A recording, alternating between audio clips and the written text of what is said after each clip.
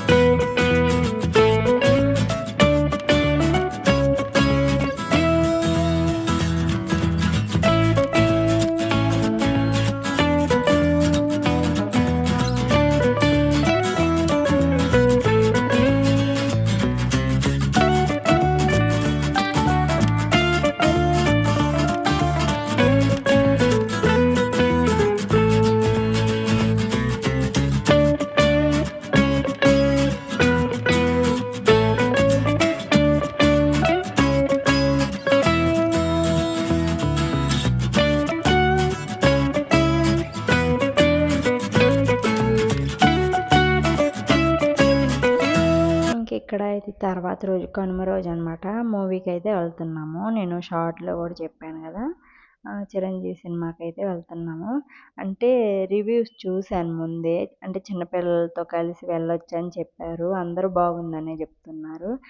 Trailer కూడా బావుంది. ఇంకా నేను కూడా అనుకున్నాను పిల్లలు కూడా హ్యాపీగా ఫీల్ అవుతారు కదా!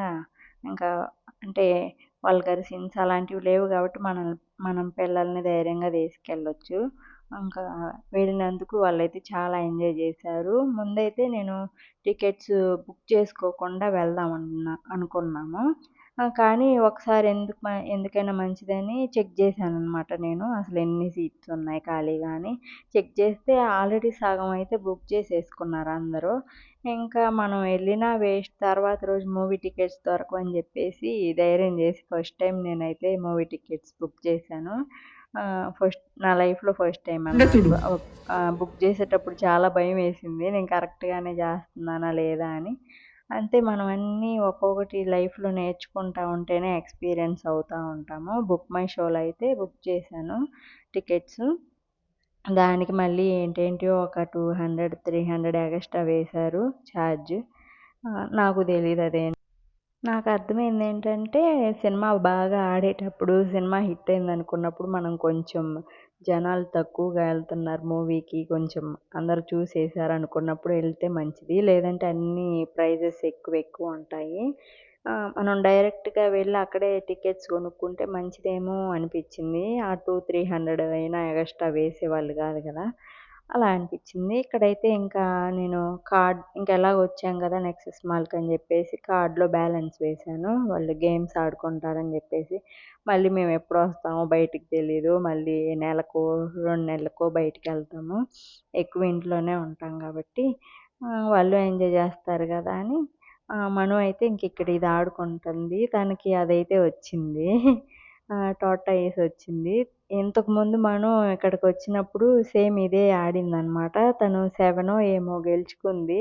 ఎంత హ్యాపీగా ఫీల్ అయిందో ఆ రోజైతే. ఇప్పుడు గూడా ఇంకా నేనెక్కువ బ్యాలెన్స్ ఎయలేదనమాట. అందుకని ఒకటి తీసేసిన తర్వాత బ్యాలెన్స్ అయిపోయింది. అభి గూడా అదొక్కటే ఆడుకున్నాడనమాట జంప్ చేసేది. ఇంకా తర్వాత కొంచెం తిందామని జెప్పేసి ఫుడ్ కోర్ట్ దగ్గరికైతే వెళ్ళాము. ఇక్కడ వాళ్ళిద్దరికి మిల్క్ షేక్ అది ఆర్డర్ చేశాననమాట. అభికేమో ఓరియో అంటే ఇష్టం. మను ఏమో ఫెరెరో రోచర్ ఉంటది కదా! ఆ ఫ్లేవర్ ఇష్టం. ఐస్ క్రీమ్స్‌లో కూడా అలాగే ఇద్దరు సేమ్ అదే ఫ్లేవర్ అనమాట. మిల్క్ షేక్ కూడా అదే ఆర్డర్ చేసుకున్నారు. ఇలా బయటకొచ్చినప్పుడు నేను కొంచెం వాళ్ళకి ఏది నచ్చితే అది కొనిపిస్తాననమాట. ఫుడ్ గానీ, వాళ్ళేం తినాలనుకుంటే అది. ఇంట్లో ఉన్నప్పుడు కొంచెం స్ట్రిక్ట్‌గానే ఉంటాను. ఇలాంటివేం పెట్టను నేను. కాబట్టి బయటకొచ్చారు గదా! ఎంజాయ్ జేస్తారన్నట్టు నేను అడ్డు చెప్పను. వాళ్ళేం తింటానన్నా గానీ ఇప్పేస్తాను. ఎప్పుడైనా అంతే గదా! మనకు ఫుడ్‌లోనే మనకు నచ్చింది తింటుంటేనే ఆనందం దొరికిద్ది.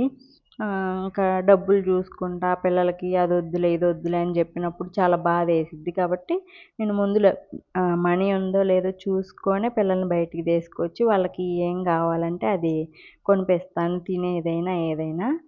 ఇంతకుముందు బాగా కొంచెం మనీ ఉన్నప్పుడు గేమ్స్ దాంట్లో బ్యాలెన్స్ ఎక్కువే ఏపిచ్చేవాళ్ళము. ఇప్పుడు కొంచెం గేమ్స్ తగ్గిచ్చేసి వాళ్ళకి బయటకొచ్చినప్పుడు ఫుడ్డు వాళ్ళకి కావాల్సినంత కడుపు నిండేంత ఇప్పిస్తున్నాననమాట.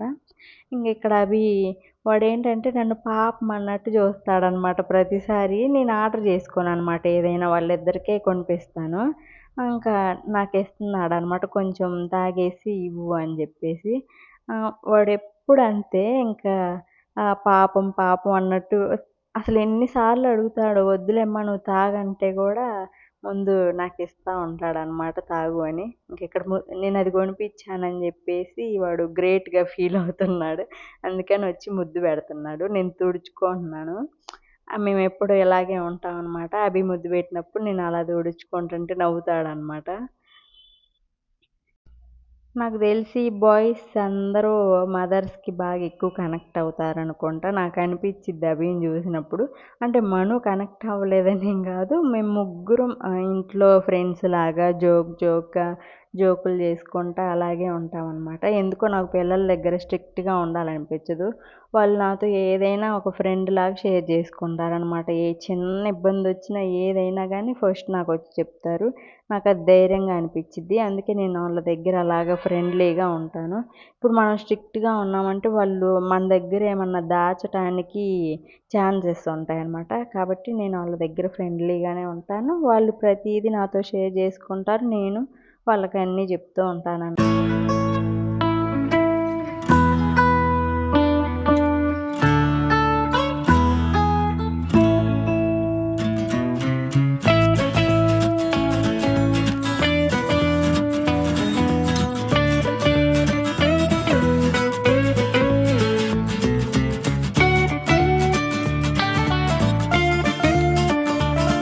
ఇక్కడైతే ఇంకా ఇంటికి వెళ్ళిపోదాము అనుకున్నప్పుడు ఇంకా బిర్యానీ ఆర్డర్ చేసుకున్నాం అనమాట.